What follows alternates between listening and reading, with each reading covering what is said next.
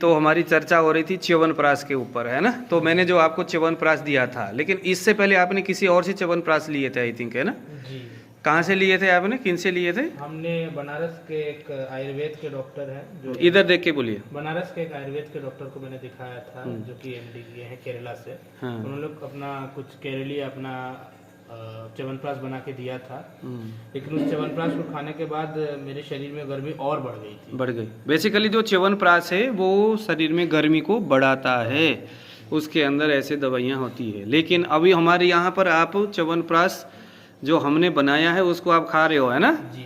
तो ये गर्मी बढ़ा रहा है, कम कर रहा है? ये गर्मी कम कर रहा है। कम कर रहा है, यानी कि ये है कि हमने जो च्यवनप्राश बनाया है वो जो ट्रेडिशनल, जो जिस तरह से चरक आदि ग्रंथों में जो लिखा गया है ना, उस हिसाब से जड़ी बूटियाँ न डाल करके कुछ हमने चेंज किया है उसमें, ताकि क्योंकि आज के समय में ना ज़्यादातर लोग गर्मी यानी शरीर में ना पित्त दोष से ज़्यादा लोग पीड़ित होते हैं, है ना।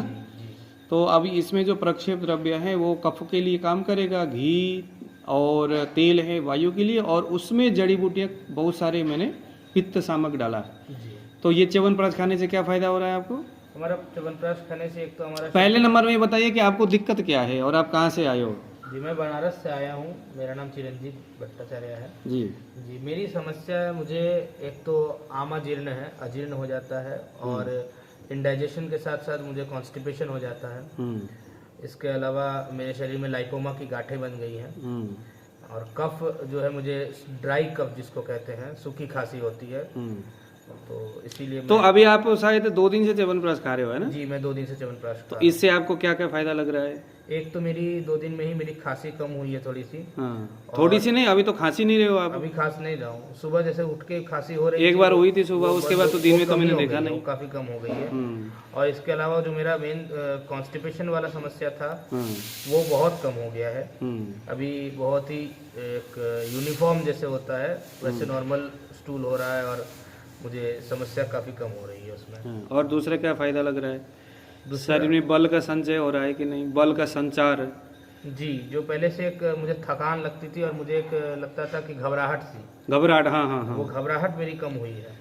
मतलब अच्छा, च्यवनप्राश खाने से घबराहट भी कम हो रही है। अच्छा, अच्छी बात है ना। फिर तो देखो इतने दूर से आप आए हो, अब कल तक आप यहाँ कल रात तक बैठोगे तो ऑब्जर्वेशन होगा, प्रॉपर तरीके से देखेंगे, समझेंगे आपके शरीर में क्या क्या चल रहा है। तो अभी मैंने आपको कोई खास दवाइयाँ दिया नहीं है, सिर्फ च्यवनप्राश ही आप ले रहे हो। और फिर उसके बाद आपको मैं सुबह भी नाड़ी देखा, रात को भी अभी मैं थोड़ी देर में देखूंगा, और करते करते फिर फाइनली मैं देखूंगा कि आपको आगे क्या दवाई देना चाहिए, है ना। कभी कभी क्या होता है ना कि हमें जितना हो सके, क्योंकि आप भी अब आयुर्वेद सीख रहे हो, देखो आप मेरे स्टूडेंट हो जी।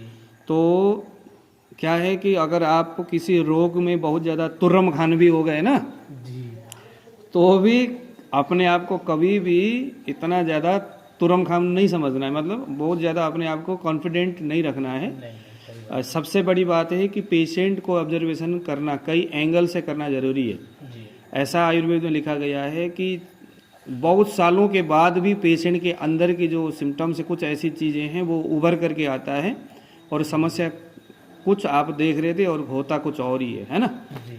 तो इसीलिए पेशेंट में सिम्टम्स क्या है, मतलब क्या समस्या है, जैसे किसी को डायबिटीज है, किसी को कुछ समथिंग है, तो वो क्या है, वो नाम वाले रोगों की तरफ जाना ही नहीं है, जाना हमें है दोषों के लक्षणों के ऊपर कि क्या क्या सिम्टम्स। जैसे अभी आपको पहले घबराहट हो रहा था, और ये जब मैंने नाड़ी देखा तो आपका रस और मांस धातु दिख रहा था, पित्त आपका दिख रहा था, है ना।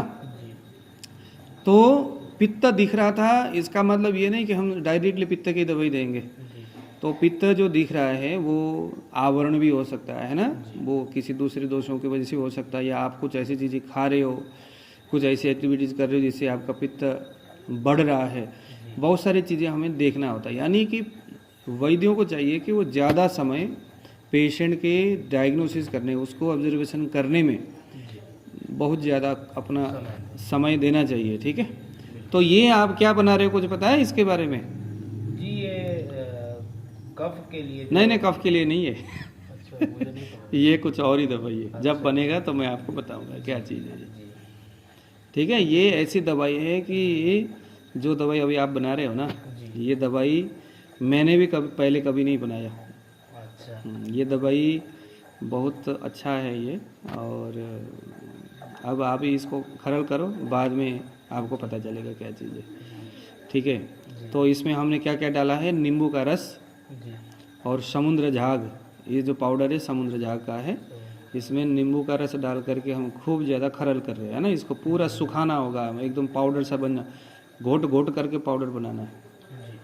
मैं आपसे मैं काम इसलिए करवा रहा हूँ क्यों, आप मेरे स्टूडेंट हो, आपको ना, आपको सामने से मतलब आपको ये अनुभव होना, प्रैक्टिकली थोड़ा सा ना आपको लगना चाहिए कि भाई खरल कितना करना चाहिए, घुट्टा कितना मारना है, और उसको ये सारी चीज़ें आपको ना प्रैक्टिकली देखना चाहिए। अब बार बार आप पंजाब आ नहीं सकते, जी तो इसीलिए अभी आप करो, और इसके हर एक कंडीशन, हर एक जो चीज़ें हैं उसको आप ध्यान से देखो क्या क्या बनता रहता है ये आगे।